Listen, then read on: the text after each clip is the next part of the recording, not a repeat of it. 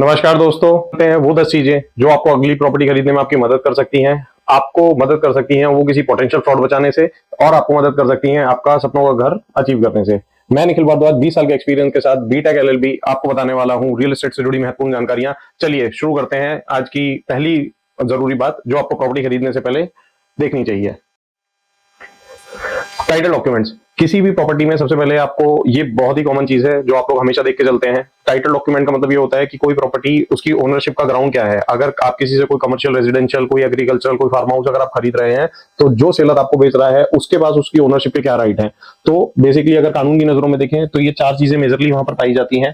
पहला, succession certificate. Succession certificate मतलब हो सकता है कि वो उनकी एंसेस्टर प्रॉपर्टी हो, उनको अपने पूर्वजों से वो प्रॉपर्टी मिली हो। दूसरा, सेल डीड। ये बहुत कॉमन डॉक्यूमेंट है जिसमें वो प्रॉपर्टी उन्होंने भी कहीं आगे से खरीदी होती है और वो आपको बेच रहे होते हैं। तीसरा, गिफ्ट डीड। हो सकता है किसी पारिवारिक संबंध के चलते माता ने, पिता ने, भाई ने, बहन ने, किसी रिश्तेदार ने आपको प्रॉपर्टी गिफ्ट करी हो और वो प्रॉपर्टी फिर आगे फर्दर सेल करी जा रही हो। तीसरा, will. Will again as you know कि it's again ancestral property driven, की जहां पर कोई अपनी प्रॉपर्टी में वारिस अपॉइंट करते हैं और उस प्रॉपर्टी को अपनी विल के जरिए उसका मालिक बनाया जाता है। Partition deed again it's a part of succession properties only, जहां पर कोई भी पारिवारिक संपत्ति जो होती है वो परिवार के किसी एक सदस्य से दूसरे सदस्य के पास जाती है। उनके पारिवारिक संरचना को देखते हुए जब वो बंटवारे होते हैं तो यूजुअली वहां पर पार्टीशन डीड्स काम आती हैं। ये सारी चीजें आपने आज तक सुनी होंगी, लेकिन आपने जिस बात पर गौर नहीं करा होगा, इंपॉर्टेंट चीज, ये सारे डॉक्यूमेंट अगर प्रॉपर्ली स्टैम्प्ड और रजिस्टर्ड नहीं है आपके ज्यूरिडिक्शनल सब रजिस्ट्रार के ऑफिस में, तो आप कहीं भी फंस सकते हैं। इसलिए कोशिश कीजिए कि whenever you are doing a transaction, please ensure that you have a proper title document which is properly stamped and which is properly registered in jurisdiction sub registrar office। चलिए बात करते हैं नंबर 2 की। नंबर 2 पे आता है nature of title. आपको ये समझना होगा कोई भी प्रॉपर्टी खरीदने से पहले कि उस प्रॉपर्टी की गवर्नमेंट की नजरों में क्या वैल्यू है। क्या वो प्रॉपर्टी कोई लीज होल्ड वैल्यू है। आपने सुना होगा कि सरकारें अक्सर जमीनें नहीं बेचती, बट उनको 99 साल के लिए लीज पर देती हैं। हालांकि उसको मोटे तौर पे सामाजिक परिवेश में देखा जाए तो उसको एक ओनरशिप ही माना जाता है, but that is not a complete ownership और not a absolute ownership, that is basically a leasehold. Secondly, freehold. ये दूसरे टाइप की प्रॉपर्टी होती है जहां सरकार आपको एक बार में कुछ पैसे लेके वो प्रॉपर्टी दे देती है and then it becomes for your forever. तीसरा, डेवलपमेंट राइट। आजकल अगर महानगरों में देखें तो फ्लैट्स का ट्रेंड काफी चल रहा है, जहां पर आप लोग फ्लैट विद रूफटॉप राइट लेते हैं और आप बिल्डर आपको ये बताता है कि सर आप कल को इस पे बना भी सकते हैं, तो आपको उस एग्रीमेंट को देखना होगा जिसके बेसिस पर वो ये क्लेम कर रहा है कि डेवलपमेंट राइट आपके पास है, क्योंकि आपके नीचे वाले जो फ्लोर होंगे उनके पास भी उसका राइट हो सकता है। तो प्लीज आप उस बात को डबल चेक कर लीजिए कि आपको उस पे वो जो आपकी छत है उसके ऊपर बनाने का अधिकार है या उसको एंजॉय करने का अधिकार है। आप खाली वहां पर बैठ सकते हैं, जाके घूम सकते हैं, या फिर आप कल को वहां पर अपना कोई ऊपर फ्लोर डेवलप करना चाहें तो वो भी कर सकते हैं। तो ध्यान रखिए ये सारी चीजें आपको चेक करनी बहुत जरूरी है जब आप कोई भी ट्रांजेक्शन कर रहे हैं। So this is again a part of ownership document. चलिए, third type of document which is important when you are going to buy a property, identity of a seller. आपको ये जानना बहुत जरूरी है कि किससे आप प्रॉपर्टी खरीद रहे हैं, उस प्रॉपर्टी की ओनरशिप कौन है। देखिए इसमें बेसिकली 2 तरह की आइडेंटिटीज होती हैं। One, if you are buying it from the corporates, और second, if you are buying it from the individuals. अगर आप इंडिविजुअल से खरीद रहे हैं तो आप उनकी नेशनलिटी चेक कीजिए। आप ये चेक कीजिए कि उनकी प्रॉपर्टी जॉइंट होल्ड है, एंसेस्टर प्रॉपर्टीज हैं, या फिर सोल्ड आउट मॉडल है। सोल्ड आउट मॉडल आप बेसिकली आजकल कमर्शियल स्पेसेस में देख रहे होंगे, जहां पर बहुत सारे प्रमोटर एक मॉल को लेके आते हैं, एक कमर्शियल स्पेस को लेके आते हैं जिसमें छोटी छोटी छोटी यूनिट बांट के दे देते हैं, तो वहां पर वो सोल्ड आउट मॉडल होता है। उस केस में कल को अगर वो ट्रांजेक्शन होती है और आप उस प्रॉपर्टी को किसी जॉइंट करके अगर लीज पे चढ़ाना चाहते हैं, मान लीजिए एक फ्लोर प्लेट पे 10 दुकानें हैं और हमने सबने 10 दुकानें ले ली, एक आपने, 2 उसने, तो इस तरह से कंबाइंड प्रॉपर्टी बन गई है। लेकिन कल को जब उसमें फर्दर डेवलपमेंट करनी होती है तो वहां पर एक जॉइंट एनओसी लगता है। बहुत सारी स्टेट गवर्नमेंट्स ने अभी मैंडेटरी कर दिया है considering potential frauds by promoters in the recent past. तो इसलिए ये सारी चीजें आपको देखना बहुत जरूरी होता है कि आप जो प्रॉपर्टी ले रहे हैं उस प्रॉपर्टी का एक्चुअल में सेलर की आइडेंटिटी क्या है। अगर इन case of joint held property, जैसे ही आपको पता है कि माननीय सुप्रीम कोर्ट की गाइडलाइंस बहुत सारी आई हैं जिसमें आप पुत्र पुत्री को बराबर के अधिकार दिए गए हैं, समानता के अधिकार दिए गए हैं। उस केस में एंसेस्ट्रल प्रॉपर्टी में आमतौर पे अब भाई जब एक प्रॉपर्टी बेच रहा होता है तो उस पर यूजुअली बहनों का भी एनओसी लगता है या परिवार के अन्य मेंबर्स का भी एनओसी लगता है, जिससे पता लग सके कि हाँ ये प्रॉपर्टी सबकी सहमति से आगे दी जा रही है। तीसरा, अगर आप एक प्रॉपर्टी किसी बच्चे से ले रहे हैं या किसी ऐसे इंसान से ले रहे हैं जो कॉन्ट्रैक्ट एक्ट में डिफाइंड नहीं है कॉन्ट्रैक्ट करने के लिए, कॉन्ट्रैक्ट एक्ट में एक गाइडलाइन दी गई है जिसमें बताया जाता है कि प्रॉपर्टी कोई भी कॉन्ट्रैक्ट कौन कर सकता है। तो again selling and buying property is a contract. अगर आप किसी बच्चे से प्रॉपर्टी ले रहे हैं जो प्रॉपर्टी किसी बच्चे के नाम है या जो प्रॉपर्टी किसी ऐसे इंसान के नाम है जो अपनी मानसिक स्थिति में ठीक नहीं है, तो आपको रिलाय करना होगा कॉम्पिटेंट कोर्ट के ऑर्डर पे। अगर आपके पास एक प्रॉपर कोर्ट का ऑर्डर नहीं है तो आप वो प्रॉपर्टी नहीं ले सकते। चलिए बात करते हैं और सरकारी डॉक्यूमेंट्स के लिए Aadhaar card, PAN card, income tax. I think this are very common terms to you. इसमें ये सारी चीजें आप लोग आम व्यवहार में देखते ही रहते हैं, इसलिए इनको भी एक बार नजर मार लीजिएगा। दूसरा टाइप ऑफ सेलर, जैसे कि मैंने आपको बताया था, दो तरह के सेलर होते हैं। एक, when property is transferred between individual to individual. Secondly, when that property is transferred between company to individual. अगर आप एक कंपनी से प्रॉपर्टी ले रहे हैं तो आपको उसके कॉन्स्टिट्यूशन डॉक्यूमेंट को देखना बहुत जरूरी है। आपको समझना होगा कि क्या वो कंपनी जो आपको प्रॉपर्टी के साथ आपकी खरीद फरोख्त कर रही है, क्या वो एंटाइटल्ड है भी या नहीं। जब वो कंपनी गठन हुई होगी, जब वो कंपनी बनी होगी, तो उसके कॉन्स्टिट्यूशन डॉक्यूमेंट क्या कहते हैं कि क्या वो प्रॉपर्टी खरीद फरोख्त कर सकती है। बहुत जरूरी पॉइंट है, देख के चलिएगा। दूसरा, जो इसमें पर्सन जो डॉक्यूमेंट साइन कर रहा है, एक तो हो गया कंपनी की क्या अथॉरिटी है, दूसरा जो पर्सन ऑथराइज कर रहा है उसकी क्या अथॉरिटी है। Usually there is a proper document which is issued in the favour of the person who is doing the transaction on you. आपको जो आदमी प्रॉपर्टी दे रहा है वो उसको सत्यापित करता है। जब आप कंपनी के साथ ट्रांजैक्शन करते हैं तो कोई भी कंपनी अपने किसी रिप्रेजेंटेटिव को ऑथराइज बनाती है, which is called AR, authorize representative in common legal term. वहां पर उनके पास बोर्ड ऑफ डॉक्यूमेंट के साइन करा हुआ कोई कागज होता है, या कोई पावर ऑफ अटॉर्नी होती है, या they have similar set of any document which is issued by either company secretary of the company और the equally good authorities which will be authorising that person to sell और purchase the property. चलिए अब बात करते हैं। Okay, now moving on to the fourth point which will help you in identifying the gaps if you are going to buy a land which is agricultural in nature. First, whether the land use changes permitted और not. सबसे basic चीज है, अगर आपने कल को कहीं कोई एग्रीकल्चरल लैंड खरीद रहे हैं, and if you are dreaming it to be your next warehouse और maybe another cultivation on that property, चाहे आप वहां पर कोई कमर्शियल यूनिट बनाना चाहते हैं, आप कोई फैक्ट्री बनाना चाहते हैं, कोई इंडस्ट्री खोलना चाहते हैं, आपको देखना होगा कि क्या उस पर्टिकुलर एरिया में स्टेट गवर्नमेंट के नॉर्म्स के हिसाब से लैंड यूज चेंज परमिटेड है या नहीं है। अगर नहीं है तो प्लीज एक बार पूरी तरह से जाके वेट कीजिएगा। Please go and check with all your resources. आप एसएमई से बात कीजिए, आप लीगल कंसल्टेंट से बात कीजिए, आपको चेंज लैंड यूज पता होना चाहिए, otherwise you will land yourself into a trouble. Secondly, बहुत सारी स्टेट गवर्नमेंट्स ने एग्रीकल्चरल लैंड को नॉन एग्रीकल्चरल पर्संस को सेल करने से, परचेज करने से बैन किया हुआ है। तो please ensure, again it is a similar kind of thing, if you are buying agriculture property and if the intent is not to make it agriculture property, then again the transaction shall be void. Master plan and zoning, अगर आपको पता है कि आप कोई property में invest कर रहे हैं अगले 5 साल के लिए, 10 साल के लिए, 20 साल के लिए, तो बेहतर होगा कि आप जाइए उस डिस्ट्रिक्ट का, उस स्टेट का आप मास्टर प्लान देखिए कि वो जो गांव, जो रकबा, जिसकी जमीन आप खरीदना चाह रहे हैं, वो मास्टर प्लान के हिसाब से किस जोनिंग में आता है। आजकल दिल्ली की बात करें तो 2041 का भी प्लान आया हुआ है, और दूसरी स्टेट गवर्नमेंट की बात करें तो वहां पर भी कहीं पर 2041 का भी प्लान आए हुए हैं। तो वहां पर जाके आपको अपना इंडस्ट्रियल, आपको अपना लैंड यूटिलिटी देखनी होगी, क्या वो कमर्शियल, वो सेक्टर कमर्शियल प्रॉपर्टी के हिसाब से डेवलप किया जा रहा है या इंडस्ट्रियल प्रॉपर्टी के हिसाब से डेवलप किया जा रहा है। इन चीजों पे आप नजर रखिएगा। चलिए आगे बढ़ते हैं और बात करते हैं पांचवें इंपॉर्टेंट डॉक्यूमेंट पे, which is going to help you while you are going to purchase your property.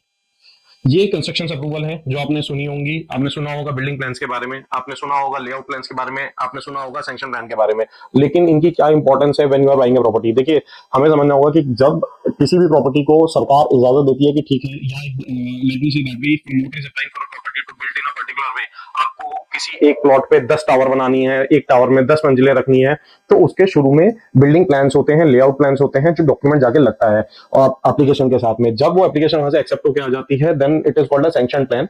जो वहां पर सैंक्शन होते हैं उसी के हिसाब से डेवलपमेंट होनी चाहिए। अगर उसके हिसाब से डेवलपमेंट नहीं हो रही, then please refrain yourself into such property, क्योंकि it will land you into your trouble. आपको हाल ही का आम्रपाली का केस याद होगा, मेरे लिंक्डइन पे मैंने उसकी वीडियो भी डाली हुई है, how this entire property was demolished, क्योंकि वो प्रॉपर्टी जो बनाई गई थी वो परमिटेड नहीं थी। अगेन आई एम सेइंग कि उसमें दो कारण थे, एक तो वहां पर उसका एफआईआर यूटिलाइजेशन का परमिशन नहीं थी, secondly it was not in consensus with the existing owners of the property. मैंने आपको पीछे भी बताया था, अभी यहाँ पर इस स्लाइड में ये देखिए, जॉइंट हेल्ड प्रॉपर्टी, यहाँ पर उनका एनओसी नहीं था। एनओसी ना होने के कारण से उनको अपनी प्रॉपर्टी, आम्रपाली बिल्डर्स को प्रॉपर्टी डैमेज करवानी पड़ी थी, और उसका सारा खर्चा भी उन्होंने वहन किया था। तो please be mindful while getting into such property transaction. So construction approval पे मैंने आपको बताया किस तरह से building plan, layout plan, sanction plan जरूरी होते हैं while you are getting into your next purchases. अगर ये प्रॉपर डॉक्यूमेंट नहीं है तो प्लीज अपने कंसल्टेंट से, अपने ब्रोकर से please ask for the right set of information. उनसे सही जानकारी लीजिए, उनसे सही जानकारी प्राप्त कीजिए। Try to get the proper set of document. If you are having a limited information, please always involve consultant into this. अपने किसी भी सब्जेक्ट मैटर एक्सपर्ट्स को लीजिए, किसी भी लीगल एक्सपर्ट की सलाह लीजिए। आपके परिवार में कोई अगर ऐसा मेंबर है who always works into this kind of transaction, या उनको जानकारी है, please keep him along with you. Construction approval second, देखिए ये बहुत इंपॉर्टेंट कंस्ट्रक्शन अप्रूवल्स है जो बहुत सारे लोगों को नहीं पता होती है। प्रमोटर्स इस पे आई वुड से कि they literally play with the money of innocent investors. वो इनोसेंट इन्वेस्टर्स के पैसे पर इन अप्रूवल्स के चलते वो उन्हें धोखा देते हैं। And this is how you have seen there are many बैठ के धरना देते हैं बारी बारी से, क्योंकि वहां पर या तो इलेक्ट्रिसिटी कनेक्शन नहीं होगा, या सीवेज एंड वाटर कनेक्शन नहीं होगा, या फिर ऑक्यूपायर सर्टिफिकेट नहीं होगा। ये बहुत जरूरी है। Until unless if you are having दो set of document with you, please be cognizant about your next purchase. कहीं भी जाने से पहले, अपनी गाड़ी की माई लगाने से पहले बिल्डर से पूछने में बिल्कुल मत हिचकिचाइएगा कि आपका इलेक्ट्रिसिटी कनेक्शन अप्रूव हुआ है या नहीं हुआ, आपका सीवेज कनेक्शन अप्रूव हुआ है या नहीं हुआ, आपका फायर सेफ्टी अप्रूवल्स कहाँ है, और आपका ऑक्यूपेंसी सर्टिफिकेट कहाँ है। तो ये सारी डॉक्यूमेंट जिसको मैं बोल रहा हूँ कंस्ट्रक्शन अप्रूवल पार्ट 2, ये सारी आपको देखनी बहुत जरूरी है। चलिए बात करते हैं सातवें सेट के डॉक्यूमेंट पे, which will help you in identifying more gaps while you are doing your next transactions. Encumbrances बहुत बेसिक सी चीजें हैं। अगर हम कोई प्रॉपर्टी लेने जा रहे हैं, उसका हमें देखना होगा कि कोई प्रॉपर्टी टैक्स बकाया तो नहीं है, किसी तरह का कोई भार तो नहीं है। This is a banking term, इनकम्बरेंसेस, जिसको बैंक की भाषा में बोला जाता है या न्यायिक भाषा में बोला जाता है, जैसे लीगल टर्मिनोलॉजी। उसमें कोई आपका प्रॉपर्टी ड्यूज हो सकता है, कोई स्टैट्यूटरी ड्यूज हो सकता है, या कोई प्रॉपर्टी के ऊपर आपका लोन हो सकता है।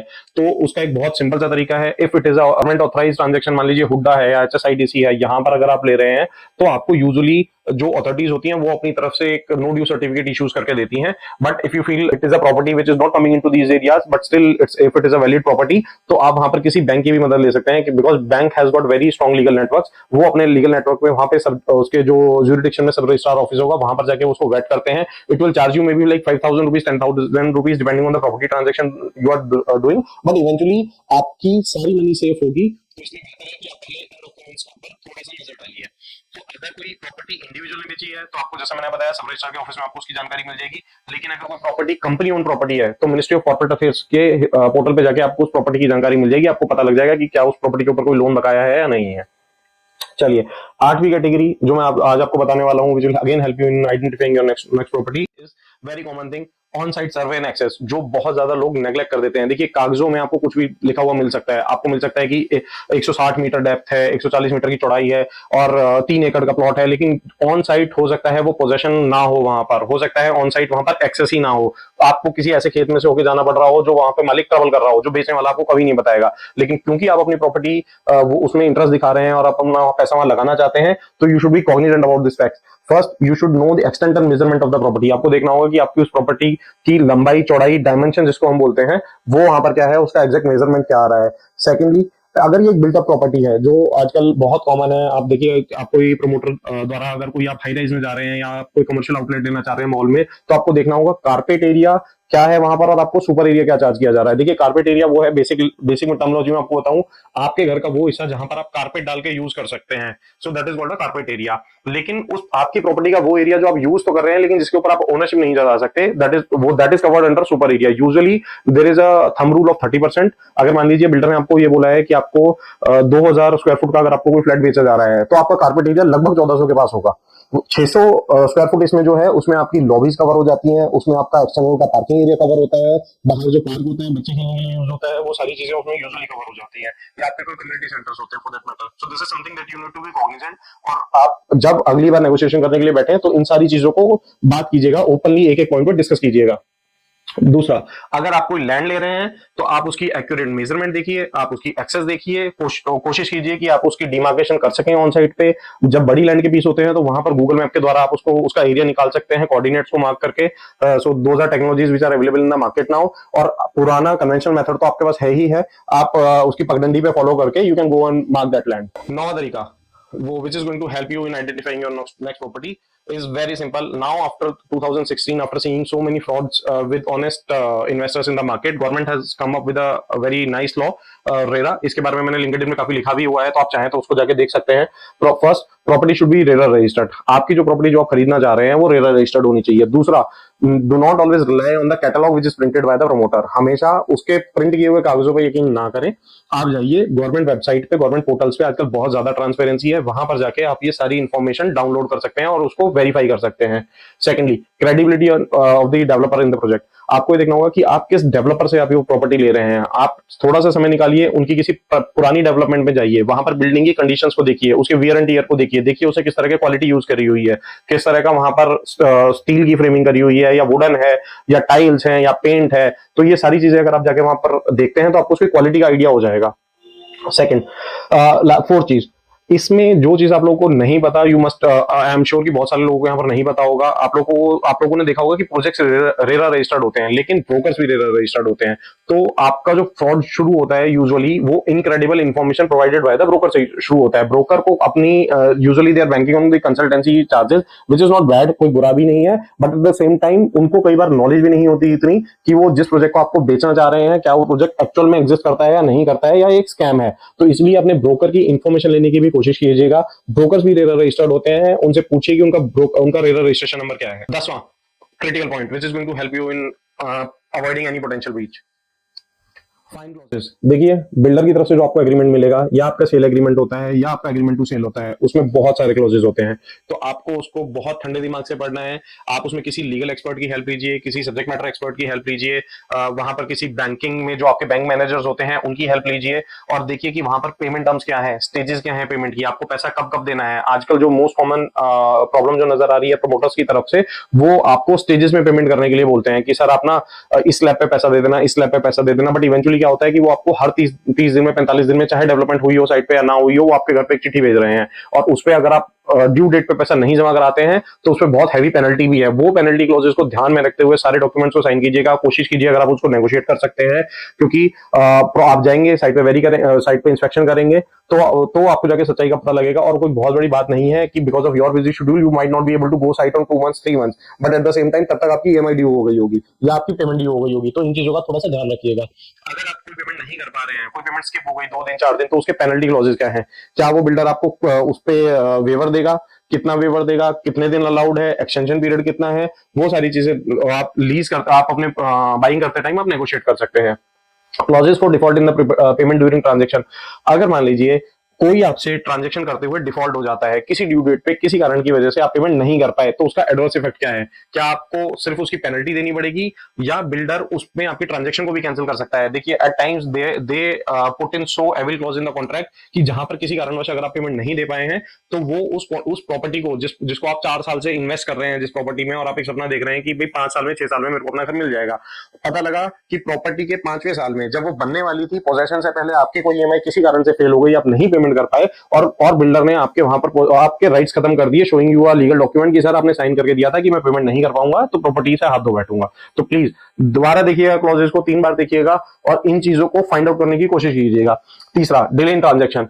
अगर बिल्डर की तरफ से प्रॉपर्टी लेट है तो वहां पर क्या प्रोविजन है, क्या वो बचना चाहेगा अपनी जिम्मेदारी से, या वहां पर कुछ डिस्काउंट वो आपको ऑफर करना चाहेगा, या आप कैम के रूप में उससे कुछ डिस्काउंट कर सकते हैं, या फाइनल डिलीवरी पेमेंट्स में कुछ डिस्काउंट कर सकते हैं। So this is something that you need to also negotiate. Last one, EMI defaults. अगर आपकी ईएमआई डिफॉल्ट होती है तो बैंकर साहब आपसे क्या लेना चाहेंगे, कैसे वो वहां पर आप उस चीज को जाके कैसे सेटल करेंगे।